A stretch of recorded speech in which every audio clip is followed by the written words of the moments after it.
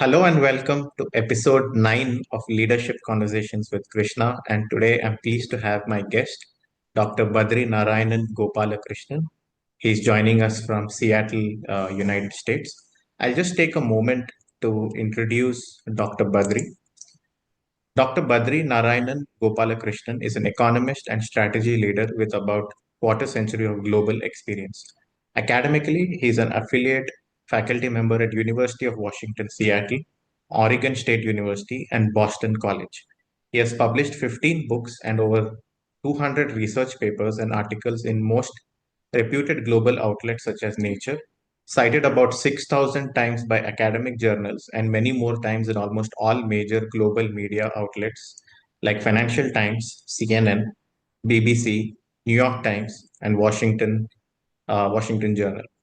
At NITI Aayog, Government of India, he is currently an honorary non-resident fellow and previously headed the verticals of trade and commerce, strategic economic dialogue, international cooperation, and Vision India at 2047 as Joint Secretary, Government of India.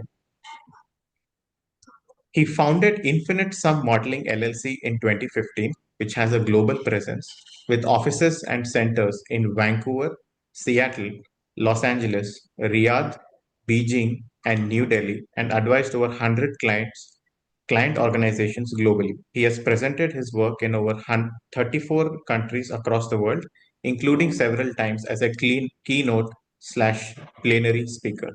Dr. Badri, welcome. Thank you very much, Mr. Krishna. It's an honor to be in your show. So, jumping right in, right? So, in the last few days, we got the news that India is going to surpass Germany and is going to surpass Japan and become the fourth largest GDP in the world by end of 2025. And just taking a step back from 2014 to 2025, India has increased its GDP by double and gone from rank 10 in GDP, across the world to fourth by the end of this year. What do you think has worked for India in the last 10 years? Yeah, thank you once again, Mr. Krishna. That's a wonderful question. India has been consistently the fastest growing large economy in the world in the last few years. That was earlier tag that was taken up by China, and India has taken over from China because China has grown larger and they're getting saturated, so their growth has come down. Whereas India is still growing very rapidly. There are many, reasons to that. The first reason I would say would be uh, the the spirit of Indian entrepreneurs, the industry. They have been, you know, uh, reaping the benefits of the policies since 1991, which further, got deepened with the subsequent governments in terms of liberalization. Uh, and in the last 10 years, from early 2010s till now, the policies also have been looking at two different broad aspects. One is the policies in the government becoming more business friendly, and secondly, taking care of the masses, the welfare schemes. So, if you look at many countries in the world, they have done well in one of these two things, inclusion or growth. India has been managing to do well on both. I wouldn't say that India has solved the problem of inequality, but India has definitely made a lot of progress in solving the problem of absolute poverty.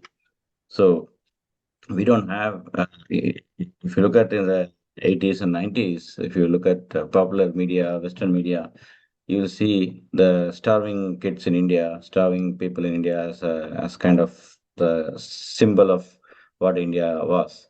And today you don't see that. And that's because the public distribution system has become pretty, strong, and people are more than 70-80% of people of the population are getting all their essential foods pretty much free of cost. So there has been those welfare schemes which have kind of supplemented or complemented the economic growth trajectory. Because if you don't have a system that takes care of the poor people, the poor people are going to protest. There's going to be unrest, and that's going to affect the economic growth. So, like the Prime Minister Modi once mentioned that growth and inclusion go hand in hand with each other. So, growth cannot happen without inclusion. Inclusion cannot happen without growth. Because if you want to help the poor people, you need money from somewhere. That money has to be generated by growth. And if growth has to sustain, that has to be done. That can be done only with support from all kinds of people, and that can only happen if you have sufficient level of inclusion. So with the several changes in policies starting from the 90s and in the recent years, like GST was one, and focus on startups, and the entrepreneurial spirit, digital India. So many of these schemes that have uh, opened up the minds of people, particularly the new generation. So if you see a lot of unicorns that have come up in India, India didn't have any unicorn even a decade ago. And now we have so many unicorns. Uh, and that's actually because of the combination of all these things, being business friendly, focusing on startups, focusing on digital India. And where I was working at NITI Aayog, we have this Atal Innovation Mission, which has been really fostering the spirit of innovation across the country. So all these things have kind of added up. So it's like the people are already ready to take on challenges and work, and the policy ecosystem has become more and more friendly, and the other people who are not fundamental part of this growth journey are also being included through various schemes. I think this combination has been the main reason why India has been successful, like the numbers that you mentioned. Yeah, oh, that's a fascinating answer, right? Both growth and inclusion, kind of both are important and kind of moving forward, right? Now, there is this debate also in the last few days that, while the GDP is increasing for India and, we are now in the top four, but the per capita income, as when compared to other major countries, is still low. Is that something to be concerned about, or is it just something that is kind of okay for such a large country like ours? And also because we're slightly informal in some aspects, if you would call it, right? How do you see per capita income? Yeah, definitely. India has been, relatively low on many of these per capita measures, per capita income and per capita health expenditure, education expenditure. Many of these things, we are not at all in the real global league of countries. But it is also because of the inequality that I already mentioned. If you take out the top 1% of the population, the income levels can be much lower than what we see here. So there's a lot of concentration of wealth and income. So and but that is something that is an observation that is not necessarily a bad thing. It can be a bad thing if the poorest of the poor are not taken care of. As I mentioned earlier, they are taken care of in many ways. One is the food supply, so nobody is starving. Opportunities to participate in the growth story, education opportunities and so on.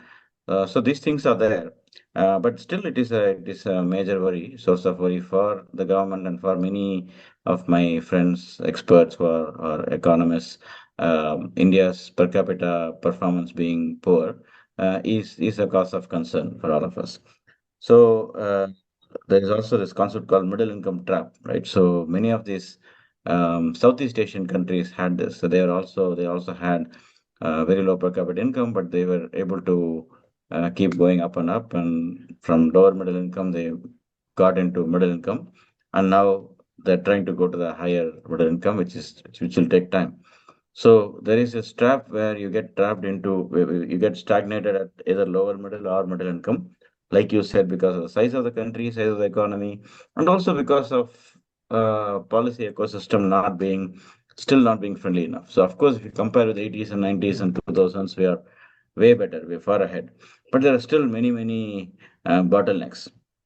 I've seen personally seen many instances where the industries are really willing to put in money, invest and grow and so on, but there are some policy bottlenecks at a granular level, at a ground level, or at a national level, macro level, state level. So there are many challenges which hamper the industrial growth to be even higher. So given our ambition level, we should probably grow at like 8%, 9% per year. But we are growing at 6%, 7%, and that is already a big achievement. But given what you said, given the levels of per capita income being low, and like Robert Frost said, that there's miles and miles to go before we sleep. But in order to do that, we have to grow much more rapidly. So that can happen only if we have more business friendly, policies, frameworks, which are already happening. They're coming every day. You see many of these announcements, but they need to accelerate and also really pushing this the poorest of the poor. Uh, from not only giving them food and so on, but also really educating them, bringing up to the middle income level. That will be the main thing we have to work on. And obviously, I'm not contradicting myself when I say that we have to be business friendly. That doesn't mean that you have to cater to the top 1%, 2% of the people.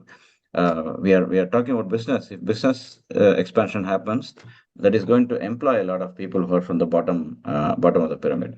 So it has to be like this two-pronged strategy where broadly we have to have business-friendly policies, and at the same time we have to ensure that everyone has an opportunity to upgrade themselves from the lower strata to higher.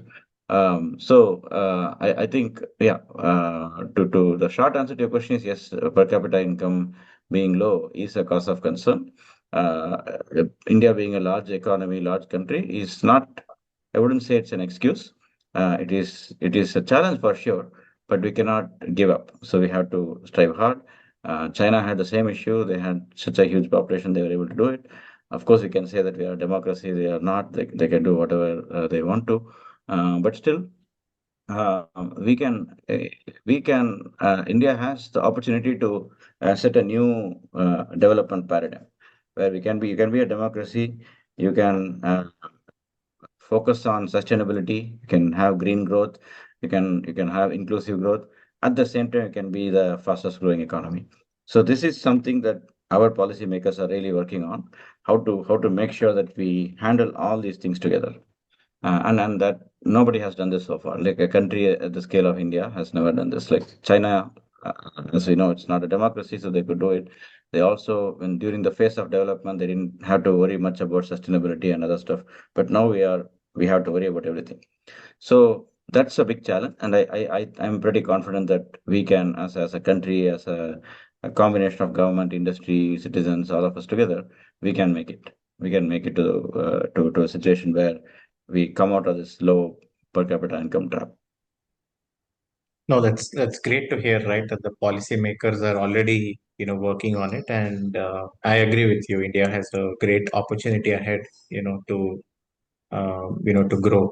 Another major incident happened, in these last 10 years, right? A major event, I would say, was the introduction of goods and services tax. Now, that was when it was introduced, I remember, right, there was a lot of, political activity, and then it was introduced with a lot of fanfare. How do you see the implementation of that, and how has that, kind of contributed to this growth? Have we realized the growth of GST yet, or are we going to see the effect of GST like in the next 10 years? Yeah, the GST has introduction of GST has already resulted in major growth potential and growth opportunities, and we're already realizing that. To give you some examples, when in the 90s and 2000s, I mean, just before, even until GST was announced, every state was almost like a country.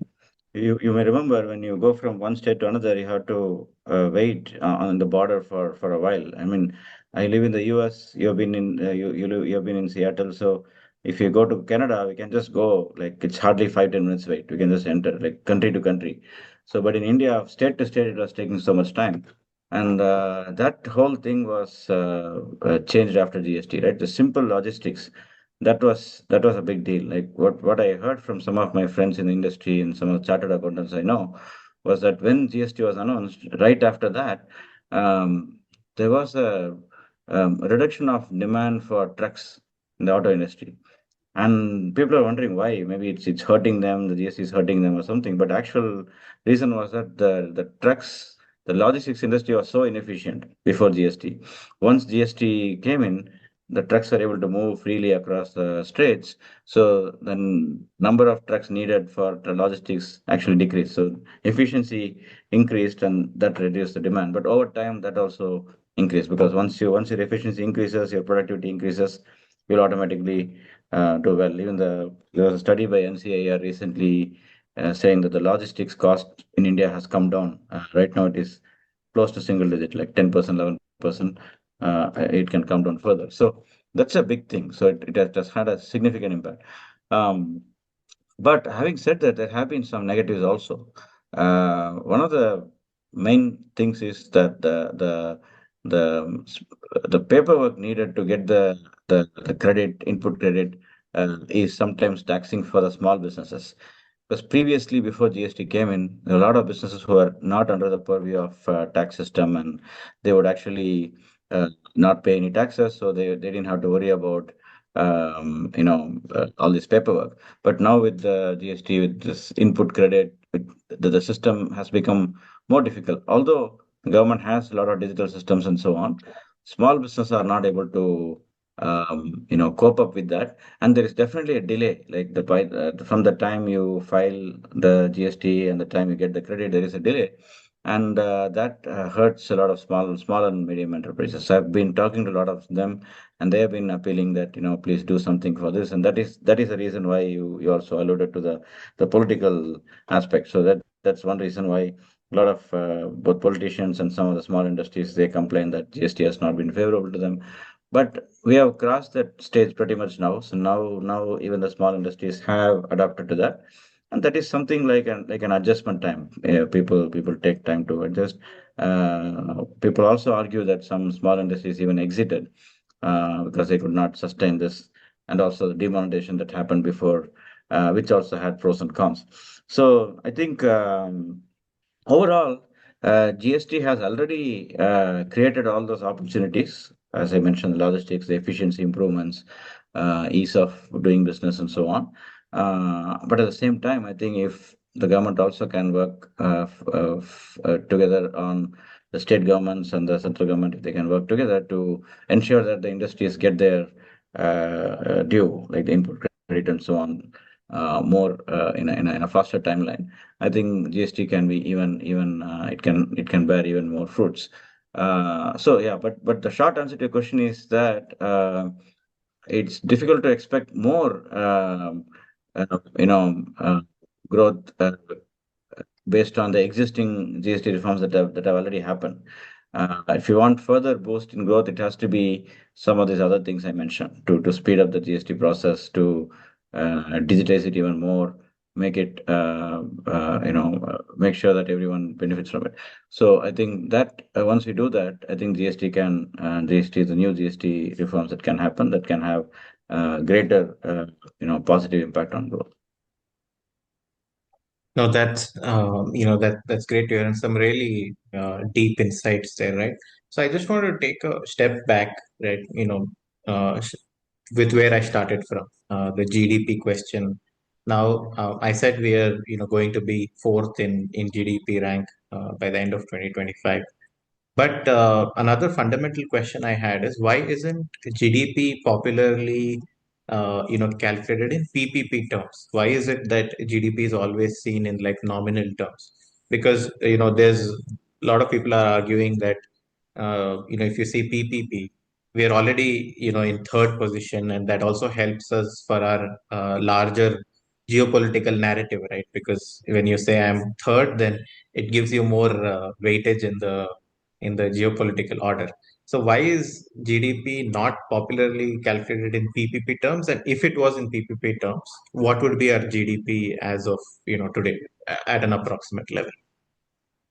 Yeah, that's a great question. And the the PPP as a concept was developed to basically address this problem that you cannot compare apples with oranges, right? So $1 in the US is can buy way fewer things compared to the same $1 in India, right? So there is this MAC index, right? The McDonald's MAC index is there, and one of my friends and I we talk about this what we can call as haircut index. Like a haircut in India would cost maybe $2, $3, whereas in the US it costs like $10, right?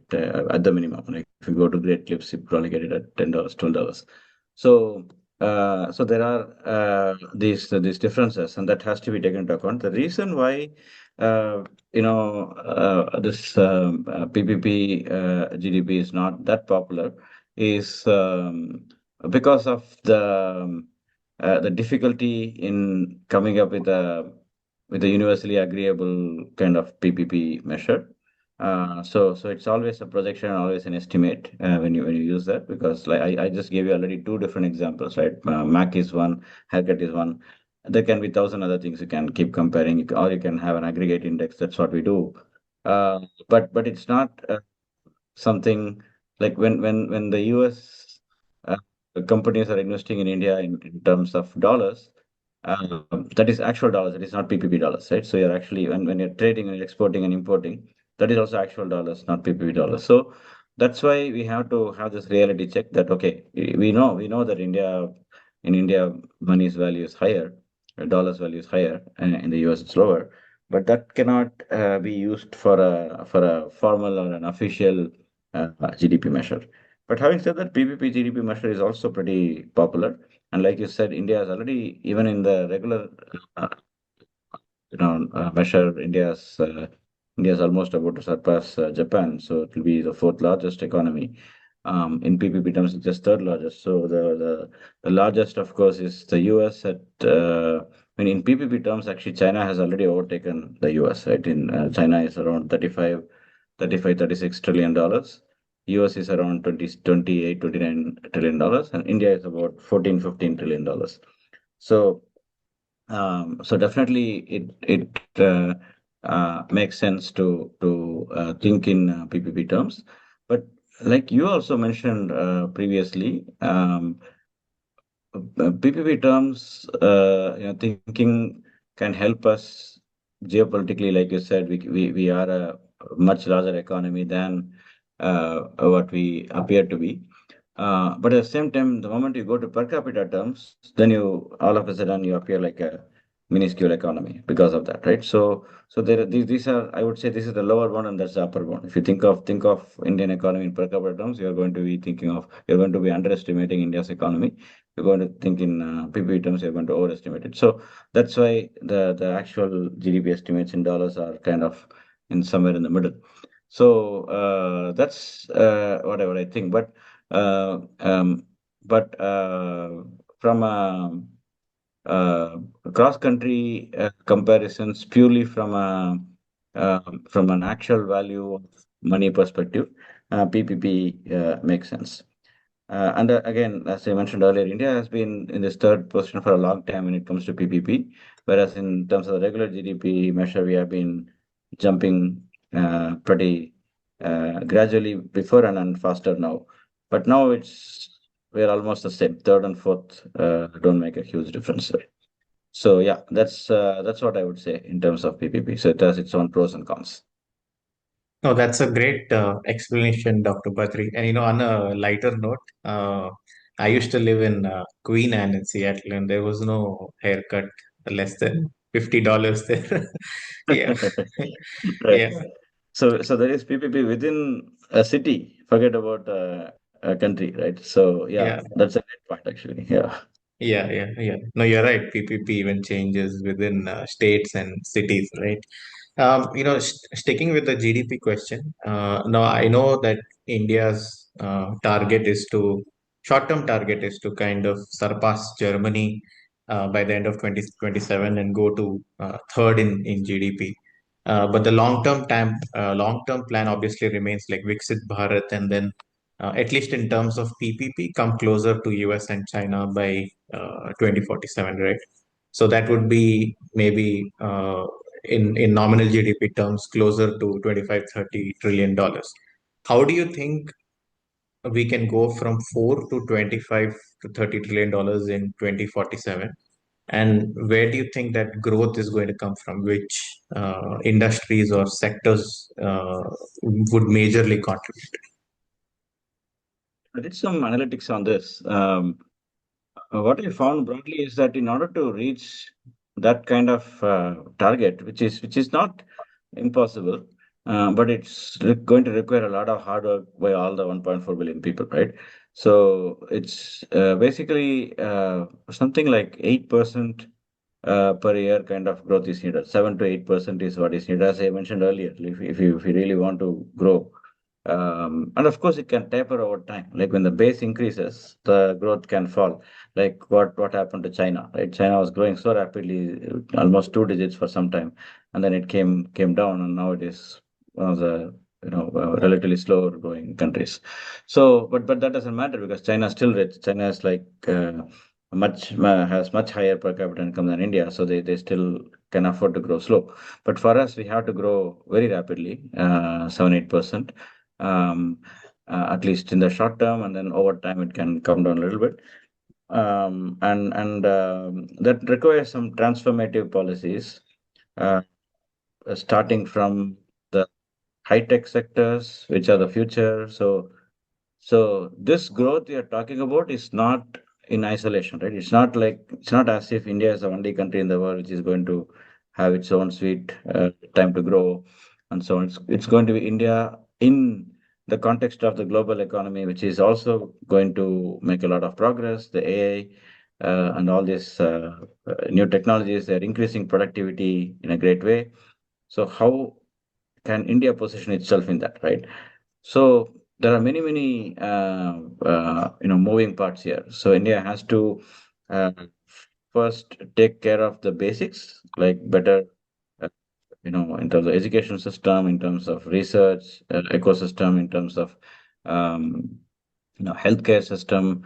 All these things have to be really developed, uh, and at the same time, India has to grow grow the tech ecosystem, the business ecosystem, and so on. So. From a policy perspective, as I mentioned earlier, the government has already made a lot of progress, but can do much more in terms of being more business friendly, being more people friendly. The policy reforms can happen. A lot of long pending things like labor reforms, land reforms. These things are required, and there are a lot of things that can be done in the short term. So basically, the way I think about it is think about. Uh, things that have been already debated and dusted. There are various policy reforms that people have been talking about for the past 20 years. In fact, agricultural reforms is one of them. We had a little bit of mishap there. We had those reforms, but then we had to take them back. So a lot of these reforms are kind of no-brainers. We just have to have a good communication strategy to go to the people and tell that these are really good for you, and then take inputs and modify them as needed. So I think that is one thing. Like uh, do the things that are already very clear, but we are not doing it for some political reasons, for some uh, practical difficulties. So that is the first thing. Like there is unequivocal, uh, technical, and data-backed evidence that these reforms will help. Like some of the examples are land reforms, labor reforms, agriculture reforms, and so on. And the second thing is this can be done in the short term. The medium term things are like developing India's research ecosystem, right? Like this, we have this thing called Bharat Gen, which is like India's own generative AI endeavor. So why Arvind Srinivas, who is the CEO of Perplexity AI, so he actually was questioning why doesn't India build something like DeepSeek, when China could do that. Um those kind of fundamental research and development has to happen. That actually makes our attention turn towards the educational ecosystem. What are the incentives for the professors to do some path breaking research? How do we do that? So those are the things which will take time to fix, but they have to be done. That can be medium term, and then there can be like some other very difficult changes to make that can come in the longer term. But all these, so we have to really bucket the changes that the economy needs in terms of short term, medium term, and long term, and the industry also. So some problems are that can be solved by this kind of changes, tweaks, and so on. Some problems need the mindset change. So these are like more like people of India, like the businesses of India. Unfortunately, a lot of them are very short-sighted. They focus on the immediate profits. They don't invest in the long-term growth, except a couple of large companies like Tata Group and so on. But generally, even there, at we go to the granular level, they don't think so long-term. So the industry should start thinking long-term. They have to foster a lot of global connections, joint ventures and so on. And for example, if India cannot become an R&D powerhouse in a year or two, so until that happens, India can become a R&D commercialization partner to many countries. US can do a lot of R&D, Japan can do, EU can do. They all have a lot of this ecosystem with universities and so on, and they can then India can say that okay, we can do the commercialization for you because we have our manufacturing costs are low, and we are our IP regulations are improving. We don't have to worry about IP theft and so on. We can commercialize it. So then gradually we can become a R&D oriented economy. Then there are trade policies, which is my core area. Trade. Uh, we have had a lot of difficult policies there, like protectionism, uh, thinking that we can export more without importing much. So these kind of thought processes should change. We should think of trade as a global value chain, driver, not as a zero sum game. You cannot say that okay, we talk to a particular country, say that I want to export more to you, you should not export much to me. That's not going to happen. You export and import, but then you deepen your capabilities. You import a lot of high tech stuff and then add value and export to other countries. So this kind of trade policies and trade policies are, you cannot isolate the policymakers that they are the only ones making these mistakes, but it's also the industry is also not ready several times, and it goes back to the previous point I made that they have to think long term. So I think all these things have to come together, and then we can definitely go there, because Indians, as you and I know, we have been abroad, we have seen other countries. Indians are doing very well. Indians as a people, we are very enterprising, we are very skillful, uh, and very growth oriented. But but we have to have these changes in the ecosystem, and also change a little bit in terms of the mindset, come getting out of this risk averse and short-term focused mindset to long-term and a little bit of risk-taking mindset. So I think these are all needed. So policy level, industry level, and at people level, we need all these things, and we have to be future ready. We cannot just base our analysis and research and strategization based on the past, what happened in the past, because past is past, and now we are in a totally different paradigm in terms of technologies, in terms of workforce, in terms of healthcare, everything. So we have to be future ready, and we have to be a trendsetter for other countries. Like I told you earlier, we have to develop a new economic model which is unique, which other countries can emulate from India. And already we have become a leader for the global south. Many other global poorer countries, they depend on India's thought process, India's strategies to develop their own. I think we should continue that process, and a lot of concerted efforts are needed from all walks of life.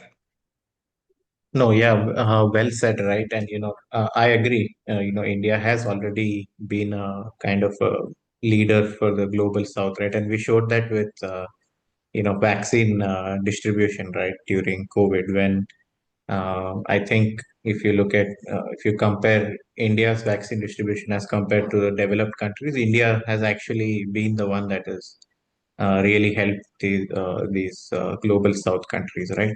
I picked up three major points, from what you said. One was research and innovation, manufacturing, and trade, right? And we'll jump into each of these three in a more detailed way, right? So, starting with manufacturing, right? This has been a major priority for the Modi government. Started with Make in India, and then more in the recent past, it's been Atmanirbhar Bharat. And right now, globally, there is this talk about China plus one strategy. Who can kind of replace China in manufacturing, or at least take some of the load, right? So, how is India kind of going in the manufacturing? How is it doing in manufacturing? Has there been growth in numbers and output? Yeah, that's a great question. And definitely, when we first talked about, Make in India for the world, uh, that was really resonating among the industry players, and not just in India but also global. So we cannot make in India unless and until we get the global players come to India and make, right? So it's, of course, we definitely have to have domestic homegrown players, but we also have to be welcoming of the global players, and that's what we did. And we have had some success in the past also, in the, again, going back to the 90s, when we did the liberalization. If we take auto industry as an example, um, uh, we had, when, during our childhood, and even our parents' childhood. So all these like 30, 40, 50 years, we had only like two, three cars, like Ambassador, Premier, Padmini, and then some Maruti just started coming in the 80s. So we hardly had any players. But until the 90s, we had a lot of restriction on foreign companies coming to India. In the 90s, we opened up foreign direct investment. But at the same time, we still kept the tariffs high. So if uh, a country wants to, a company like, let's say, Honda, which was outside India, and they wanted to export their cars to India, they would have to pay like 100% tariffs. But India was, the Indian middle class was emerging. So people were graduating from bicycles to motorcycles to cars. So they're thinking that, okay, if we can enter India, uh, we can uh, we can avoid those tariffs. So that is how a lot of companies came to India in the 90s. Tariffs were still high, but FDI liberation happened. Like Premier Padmini stopped because Fiat said, okay, why should we collaborate with Premier? We can start on our own. So FDI was allowed. So Fiat started it on its own. Like all the major auto companies came to India. When they came, the only thought process they had was to make in India for India. But over time, what happened was, and initially it was not even made in India, it was only assembled in India. They would get the components, they would just assemble in India. They would just what is called a CKD, complete knockdown kit. It's like IKEA. They'll have all the components and they'll just assemble. So, but that initially was kind of criticized. People thought, like, what's the point in welcoming these industries? They're just taking advantage of some loopholes.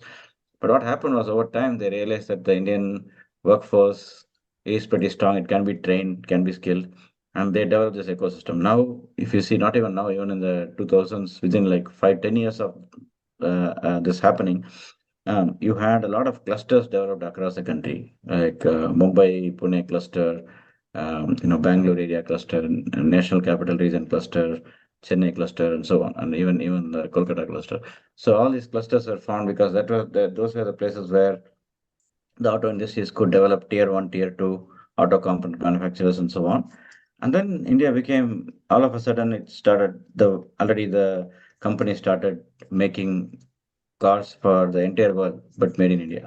So, like for example, Hyundai, even from the late 2000s, they have been uh, manufacturing almost all of their small and compact cars in their Chennai factory, major part of their small and compact cars. So what I'm saying is that this is a process. It takes a little bit of time, but not a lot of time, wherein you welcome these players to come in and give them some incentives so that they can get started, and then they will grow on their own.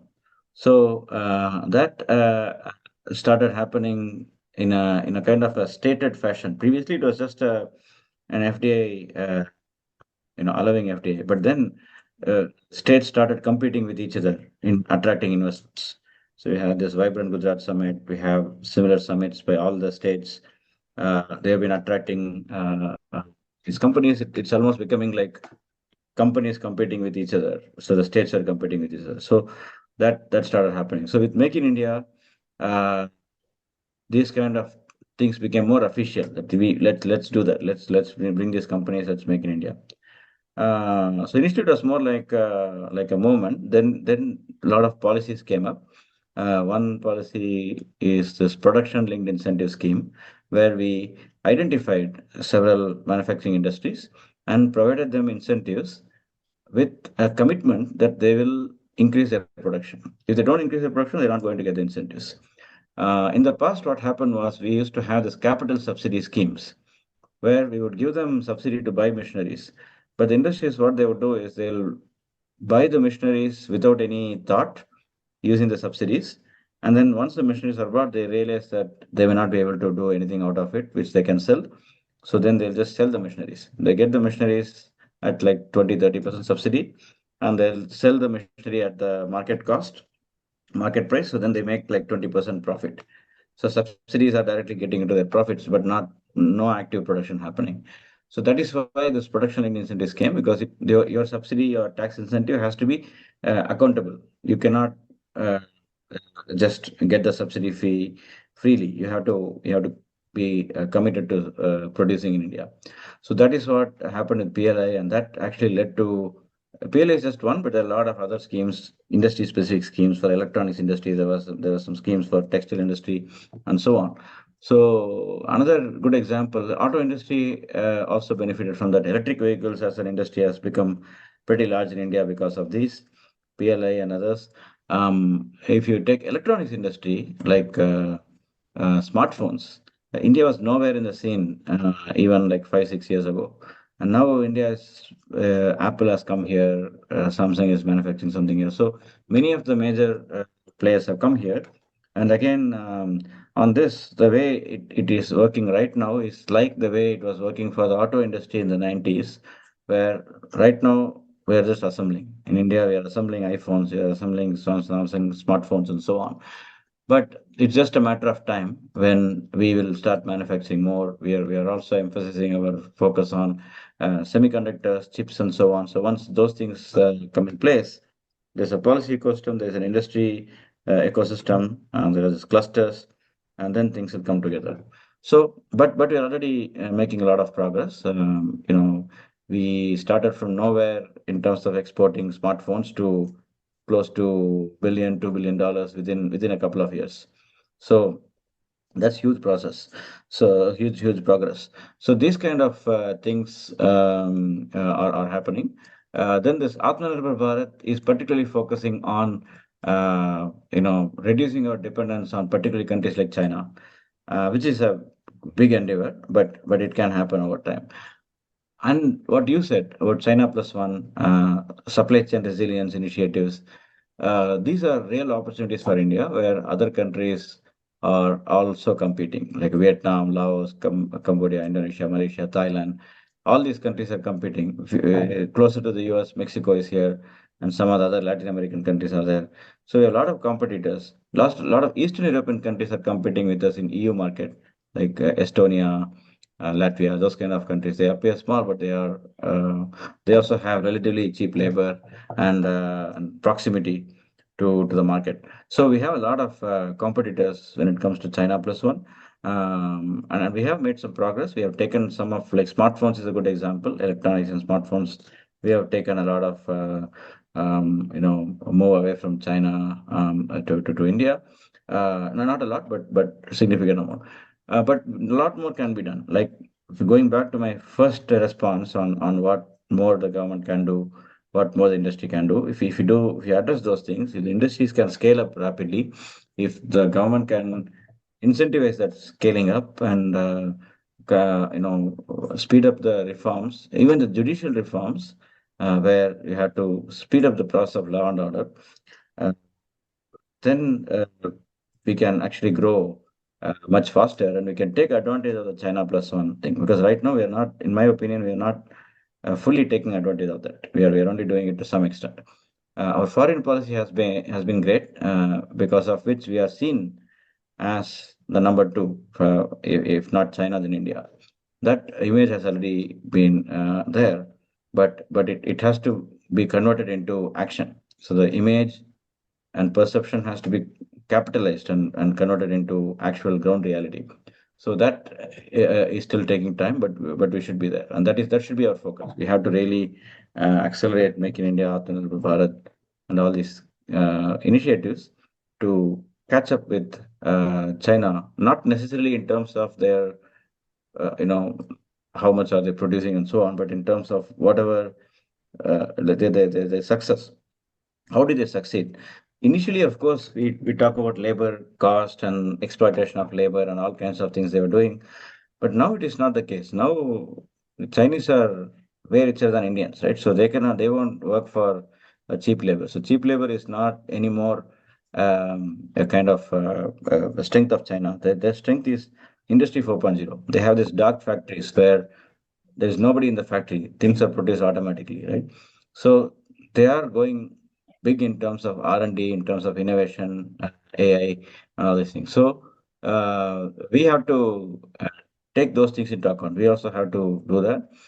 Of course, we all worry about employment if we go deep into these technologies, but there's always a scope for employment. That's a very a big topic to discuss. But broadly speaking, if you're able to increase efficiency, you're able to produce and create prosperity, then the people who are losing jobs because of AI and all these technologies, they're going to be absorbed into some other sector. Let's say, um, recreation, like entertainment, recreation, restaurants, and so on. So when I grew up, I'm from Coimbatore in Tamil Nadu, which was a relatively small city then. Even now, for India's scale, it's a small city, but at that point, there'll be only two or three restaurants in the whole city. But now every street has like 10, 20, 30 restaurants, and each of them there are very very special tastes. Like one will be like North Indian, one will be like vegan, one will be like paleo, one will be like keto. So lot of the customization in taste have been taken into account, right? So this is just an example to say that there's going to be a lot of opportunities for people, because once people have money, once there is prosperity, they're going to look for all these things, and that there is no sky is the limit for that. So the labor force that is displaced there can move here, and the government also, as I already discussed, it has already come up with a social net kind of schemes where people are taken care of, and that also has to be strengthened. So then the labor force, people who are left out finally after all this churn, they can still be taken care of. So yeah, I think this is the broad thing. So it has to speed up adoption of all these technologies, and that is the best way to really catch up with what China has been doing, apart from the policy ecosystem. Yeah, that's a very deep and detailed answer, right? One thing caught my attention as you were talking about foreign policy and how this government, I mean the Prime Minister Modi government, has really done well on that. And another area of your interest is trade, right? Now there is a new bloc emerging and growing, which is BRICS. Already it consisted of five major countries, emerging. I wouldn't call China so much emerging, but including China, you have Brazil, Russia, India, uh, South Africa, and then last 1 or 2 years they've added UAE, Iran, Indonesia, which are also much major economies, right? How do you see this block increasing in terms of trade cooperation? Because just this week I saw the Department of Commerce of India released a statement saying India wants the BRICS to dismantle export controls among them. So, how do you see this block growing? And also, there are countries which also cooperate with each other one on one very well, also like India, UAE, India, Russia. How can they come together and grow the GDP further? Yeah, that's a great question. So, first of all, generally about these blocks, my thinking and experience working with some of them in the past has been that um, it's difficult to make a lot of progress when you have countries that are not fully aligned. So one of the reasons why BRICS, despite its promise, despite its huge potential, it has not done as much as people expected it to because of China-India dynamics, because China is not that trustworthy when it comes to both economy and political aspects. Whereas, of course, India, Russia have a very, very strong relationship. Brazil is also a great partner. South Africa is again more like India's follower when it comes to global South and so on. So, India-China is a difficult thing to solve. But both India and China have agreed many times that we have to cooperate. There is no point in getting into conflict. We have to cooperate. We have to work together. And if we join together, then we'll be the leader, global leaders, right? So that sense, BRICS has been a great endeavor. And like you rightly said, we have added new countries which are also important. Um, and particularly Russia and China also have some political uh, thought process here to basically kind of challenge the West, challenge the US and the West and so on. Whereas India is doing it more like a risk diversification kind of strategy. Okay, we have to be friends with West, but we also have to tell the West that we are not part of them. We are not like a partner. We can be an ally, but not a partner. Um, and the same way, we have other close partners whom we are working with, right?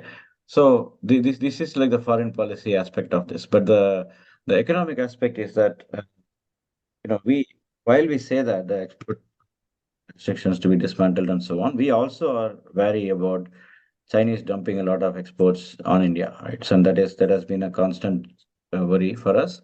There have been this anti-dumping duties, trade remedies that have been imposed on, particularly targeting at China because they are selling things at prices that are lower than costs. So that is always going to be there, but that is something you can deal on a bilateral basis with China. But as a bloc, definitely BRICS should emerge stronger and stronger. Not because we want to challenge the West, but we want to tell the West that there are alternatives. And maybe, but we also have to engage with the West. We cannot let the West think that we are part of this bloc, so we want to work with them. So I think it's a very delicate balance we have to go with. But within BRICS, so there definitely is a lot of scope, and there was also this announcement of the digital currency for the BRICS countries, which President Trump was trying to shoot down, saying that I'll impose 100% tariffs on all the BRICS countries if that happens. So that has not taken again much momentum because we are all worried about tariffs, US being a major market for all of us. Um, but that could be a great idea to reduce our dependence on dollar, more local currencies. But India should definitely be, and it is, Indian government is wary of this kind of risk diversification strategy to get converted into shift in terms of dependence. Now we are depending more on the West. Uh, because of this, we may become more dependent on China in the name of BRICS. So we have to be careful about that. So we have to have this delicate balance. But having said all this, even if you take China alone, China is actually, if you really look at the analytics, you will note that uh, the share of China in India's export basket is much bigger compared to share of India in China's export basket. So we need China than China needs us. In other words, as a market. So China is a market for us because if you really think about it, China doesn't have a lot of natural resources. China is purely a human miracle because it doesn't have a lot of natural resources. They import natural resources, intermediate inputs from many countries across the world, and India is actually rich in natural resources. So we are actually exporting a lot of uh, products that are directly based on natural resources, and then China adds value and exports to other countries. So if you want to reduce our dependence on China, we have to not only think about reducing our imports from China, but also see how we can add value to the exports that we are sending to China. Instead of sending them to China, why don't we add value and sell to other countries directly? So those kind of conversations should happen. Uh, but in terms of BRICS, coming back to BRICS, what we can do is, I don't think BRICS can work like a trade agreement kind of thing, like the way we had free trade agreement with UAE, free trade agreement with UK and other countries. BRICS is going to be more like a group of countries where they keep talking about some common set of understandings. Some like you said, this export controls being dismantled. That is more like infrastructure standardization, harmonization, those kind of things they can do. And there are certain things that the Western countries are imposing on us, like labor standards, environmental standards. BRICS as a group, we can fight them. We can say that no, we have our own labor standards, we have our own environmental standards. You cannot dictate us what to do.